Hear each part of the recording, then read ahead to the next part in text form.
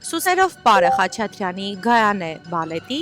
ամենահայտնի հատվածներից մեկն է եւ աշխարհում ամենաշատը կատարված ստեղծագործություններից մեկը։ Հետաքրքիր է, որ այն գրվել է բառացիորեն վերջին պահին։ Բալետի պրեմիերայից ընդամենը մի քանի օր առաջ բալետ մայստերը հասկանում է, որ մեկ պարը բացակայում է։ Նա զանգահարում է Արամ Խաչատրյանին եւ ասում, որ շտապ պետք է մեկ համար գրել։ Արամ Խաչատրյանն, ով այդ ժամանակ գերծանրաբեռնված էր եւ չափազանց հոգնած, ընդամենը մի քանի ժամվա ընթացքում ստեղծում է այս էներգիայով լի եւ հրաշալի երաժշտությունը, որը հետագայում սիրվելու է ամբողջ աշխարհի կողմից։ Այնուհետև նա ինքն է զարմացել այդ երաժշտության համաշխարհային հաջողության վրա։ Հենց այսօր հունիսի 6-ին ծնվել է հանճարեղ Արամ Խաչատրյանը, ով աշխարհին նվիրեց հայկական առաջին բալետը, առաջին սիմֆոնիան եւ առաջին կոնցերտը։